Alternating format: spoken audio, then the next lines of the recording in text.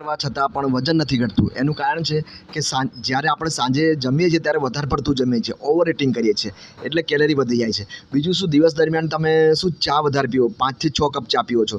હવે એક કપમાં 50 કેલરી હોય, 5 થી 6 એટલે 300 કેલરી એડ થઈ જાય. અમે બીજી ભૂલ થાય છે તમારી, કેળા ખાઓ છો.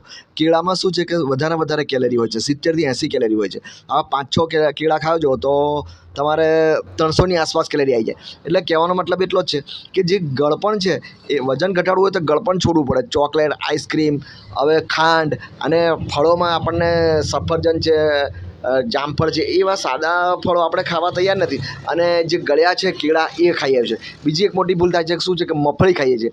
હવે વજન ઘટાડવા માટે તેલ છોડવું જ પડે, સમોસા, કચોરી એવું તળેલું, અને આપણે મગફળી ખાઈએ છીએ તો મગફળીમાંથી તેલ બને છે તો ઇનડાયરેક્ટલી આપણે તેલ ખાતા હોઈએ છીએ. બીજું આપણે શું ભૂલ કરીએ છીએ તો કે બટાકાની શાક ખાઈએ છીએ. બટાકામાં શું છે કે બટાકાની ભાજી ખાઈએ, વેફર્સ ખાઈએ. હવે બટાકામાં તો હાઈ કેલરી હોય છે. બધા શાકોમાં જે બધી શાક છે, બધી કારેલા, ભીંડા, દૂધી, એના બધા કરતાં વધારે કેલરી બટાકામાં હોય છે અને આપણે એ જ ખાઈએ છીએ એટલે આપણને ધારેલું પરિણામ મળતું નથી.